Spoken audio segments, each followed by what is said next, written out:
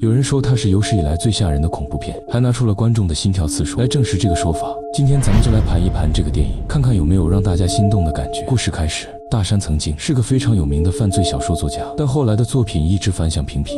为了重现往日的辉煌，激发自己的创作灵感，他瞒着妻子举家搬到了一个凶宅房子。商人主人一家全部被吊死在后院的树上，他们的小女儿失踪至今，下落不明。大山想把这个案件写进自己的心书，所以才搬来这里了解案件的经过。搬来的第一天，警长就特意过来拜访，并劝说他们尽快搬离，毕竟这里是发生过命案的凶宅。可大山满不在乎，因为他知道自己想要的是什么。在阁楼摆放物品时，大山发现了一个箱子，里面是一个老式的放映机和5卷录像带。大山自然不会放过房间里的任何东西，他好奇地看了其中的1卷，画面里是上任房主一家的生活日常，似乎只是一卷普通的家庭录像，可镜头一转，就成了他们被吊死在树上的视频。随后镜头一阵晃动，第1卷录像带结束，大山稍微调整一下情绪，来杯可乐压压惊，再看一次画面，还是一样的画面。大山却写下了2个问题：拍摄者是谁？小女儿去哪儿了？这也正是他小说里需要构思的关键点。继续观看第2卷录像带，画面里是另一家人，他们正在野外的湖边游玩，一家人其乐融融。可画面一转，他们的汽车被铁链死死捆住，随后被扔出的气瓶点燃熊熊烈火，烧死了一家人。大山被吓得背脊发凉，只能继续喝酒来稳定自己的情绪。这明显是凶手拍摄的作案视频，可他为什么要把录像带放回命案现场呢？带着这些疑问，大山拨通了小镇的报警电话。可这时大山看到了自己的成名之作，于是他选择了挂掉电话。或许这是他翻身的唯一一次机会，他不允许任何人打乱这个计划。这时外面有响动传来，大山穿过幽暗的走廊，发现客厅内不知何时出现了一个箱子，箱子慢慢打开。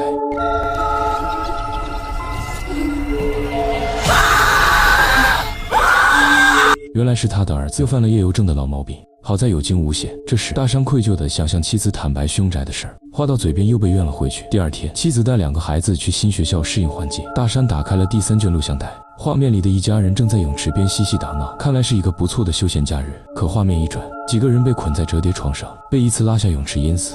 画面的最后，还在水底出现了一个鬼脸。大山被吓得虎躯一震，菊花一紧，他倒退录像带准备仔细查看，可这时录像机却起火烧坏了胶片。大山查阅资料，想尽办法修复胶片，可鬼脸出现的片段正好被彻底烧坏，无法修复重现。这时门外传来了吵闹声，原来是儿子在学校的黑板上画了一幅不该出现的画，一个树上吊死了4个小人。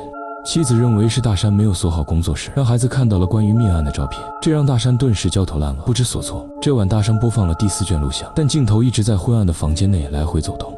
随后来到一个卧室，一家人正被捆着躺在床上，随后凶手拿起尖刀依次割破了几人的喉管。看到这里，大山也闭眼不敢直视，直接干了半瓶二锅头压压惊。随后大山在视频里发现了一个诡异的图案，似乎是一种图腾的标志，还找到了当年命案的报道，也是一家人被害，最小的女儿失踪下落不明。这时家中突然停电，阁楼传来什么东西滚动的声音，大山准备上去看个究竟，这时却传来更大的响动。大山来到阁楼，发现之前装录像带那个箱子的盖子自己在动，他急忙拿来趁手的工具掀开了盖子，还好只是一只蛇，一眨眼的功夫就消失在了缝隙之中。这时大山发现了盖子背面的图案，4幅图正好对应了4卷录像带的内容。与录像带不同的是，图案中还多了一个旁观者。大山赶紧打开手机录了下来，他大胆猜测这可能就是凶手。随后大山踩穿了阁楼的地板，然后又狠狠地摔到了1楼的地底，以为家里有外人闯入，大山选择报了警。没想到负责调查的警员也是大山的迷弟，非常迷恋大山的小说，他明白大山来这里的目的就是为了调查凶宅的案件，并表示自己可以给偶像提供帮助。正好大山想调查录像带里的其他案件，就这样2人不谋而合。经过仔细的视频比对，大山在所有的视频内都发现了那个鬼脸，可能他就是戴着面具的凶手。可是4卷录像带时间跨度很大，不可能会是一个人。正在大山思考时，电脑里的鬼脸竟然把头转向了大山，等他回头时，鬼脸又恢复了正常。这时大山也发现了诡异的一幕，自己摔下楼时，明显身后有多只小手在往下推他，吓得他赶紧合上了电脑。当天晚上，大山被一阵响动吵醒，来到工作室，发现放映机正在播放着第1卷录像带的内容。关闭放映机，大山发现自己的位置正是摄像机的拍摄位置。等他再次揉眼确认，窗外却只有晃动的树影。大山拿着棒球棍来到后院，却又一次发现了梦游的儿子。等安顿好儿子回到后院，一只大黑狗冲着大山龇牙咧嘴，低声怒吼。可这时大山的身后莫名出现了5个小可爱，狗狗也被吓得逃离了现场。随后小可爱们也消失不见。回到房间，夫妻2人发生了激烈的争吵，妻子觉得才来1周就发生了这么多事，应该尽快搬离。大山则觉得离真相越来越近，自己的名利就在眼前，现在放弃实在可惜。第2天警员送来了一些资料，几个案件中的受害者都是被迷，然后惨遭杀害，并且都有孩子失踪，至今下落不明。两人共享了现在已知的一些信息。当看到鬼脸和案发现场的图案时，警员想起了自己的一个教授朋友，在超自然领域很有研究，他怀疑这个案件有超自然力量的参与。这晚，大山观看了第5卷录像带，一家人围坐在客厅开心的闲聊，画面一转来到花园。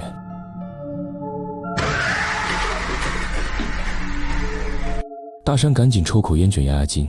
这时教授也与大山取得了联系，原来教授也是大山的书迷。他随后告诉大山，这个标志是一个可以追溯到巴比伦时代的邪神图腾，邪神名为巴格胡尔，他诱拐儿童进入自己的幽冥之境，以摄取儿童灵魂为食。但是他想带走儿童，还需要一个血祭的仪式，这就是为什么每次都会有惨案发生的原因。教授还表示，后续会继续搜集邪神的资料给他。此时大山才意识到事情的严重性，案件不能再追查下去了，随即封存了放映机和录像带，锁死了工作室的房门。如果不出意外的话，意外很快发生。这晚大山再次被响动吵醒，工作室房门大开，大山惊恐地发现放映机依然在播放着第1卷录像带，他以为家里有外人闯入。可令他没想到的是，此时家里正有一群调皮的小可爱逗他玩耍，在房间内来回穿梭，飘忽不定。大山来到女儿房间，表面上女儿在安稳的熟睡，其实她正在被一只小可爱吓得不敢出声。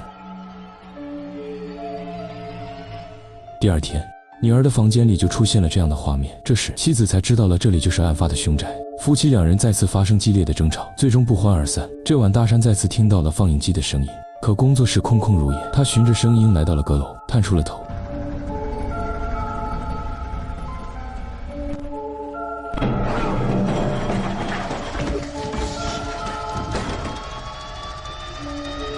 大山被吓得摔下了楼梯，随后放映机跟录像带被扔下了阁楼。这时大山才体会到恐怖的定义，他到院子里用汽油点燃了放映机和录像带，并让妻子尽快叫醒孩子收拾东西。他们要连夜搬离这里，也不写什么犯罪推理小说了，还是搬砖比较实在。他们很快回到了自己的老房子，老婆孩子都非常开心。警员不断地打来电话，大山都没有接听。这晚教授跟大山再次连线，他说邪神巴格胡尔的标志留存下来的很少，因为大家都觉得这种邪神可以通过图像传播，对儿童的蛊惑力特别强大。这晚大山前往自家阁楼存放东西，竟然发现那个箱子出现在了阁楼，里面还多出来1卷加长版的录像带。既然命里注定躲不过，大山索性要看看这里面是什么内容。他喝了一杯女儿送来的咖啡后，准备观看录像。这时警员的电话再次打来，原来警员发现了几个案件之间的关联，每个命案发生的家庭都在上一起命案的凶宅住过，搬家以后3天之内就发生了意外，就像诅咒一样的存在。而此时大山一家也是一样，所以警员提醒他万事小心。大山随后打开放映机，里面的内容让他看到了所有案件的真相。原来每个命案背后的凶手都是那个失踪的孩子，他们先是迷晕了家人，然后通过杀害家人完成血祭仪式，最后被巴格胡尔带走，消失得无影无踪。此时大山突然觉得头晕目眩，才发现喝下的咖啡被女儿下了药，随后便失去了知觉。等他醒来时，发现自己已经被捆住了手脚，女儿正拿着摄像机站在跟前，准备拍摄自己被献祭的视频。这也将成为盒子里的第6卷录像带。电影的最后，女儿用沾满鲜血的小手画下了自家的惨案，被巴格胡尔抱着走进了影像之中。电影至此结束。屏幕前的小伙伴觉得这部电影恐怖效果如何？欢迎在评论区留言给我。最后不要忘记强烈推荐一下，我是咖啡，咱们影院再见。